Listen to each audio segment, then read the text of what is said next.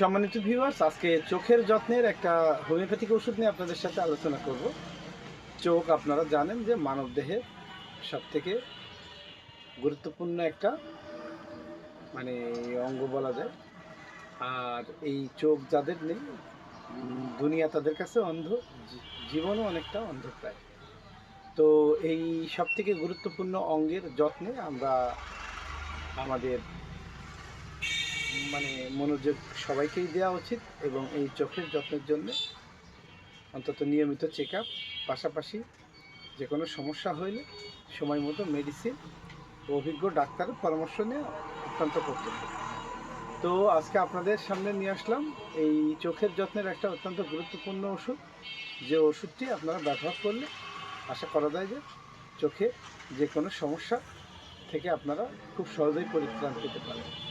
তো আজকে আলোচনা করব ডাক্তার রেকোয়েগের R78 ড্রপ, যেটা হচ্ছে eye care drop for oral administration.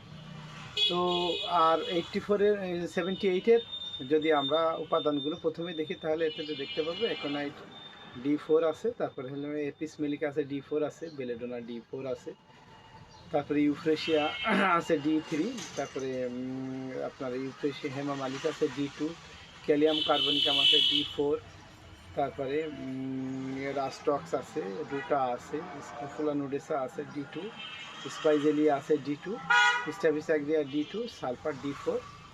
এছাড়া আরও বেশ কিছু মানে উপাদানের সংমিশ্রণে এই ড্রপটি তৈরি করা হয়েছে, যেটি চোখ সংক্রান্ত যে কোনো সমস্যার ক্ষেত্রে অত্যন্ত কার্যকরী।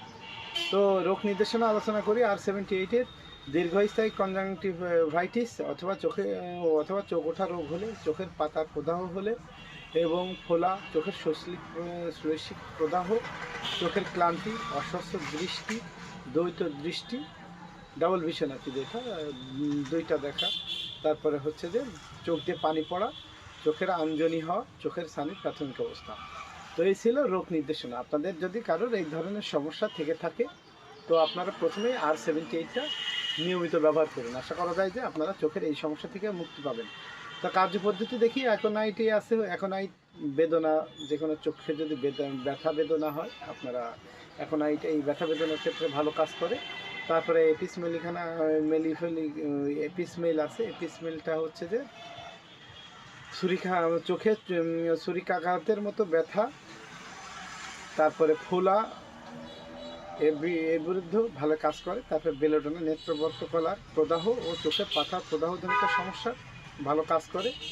তারপরে ইউফোরবিয়া, এটা হচ্ছে যে শৈশিক ঝিল্লির যে জ্বালাতন ও প্রদাহে ভালো কাজ করে।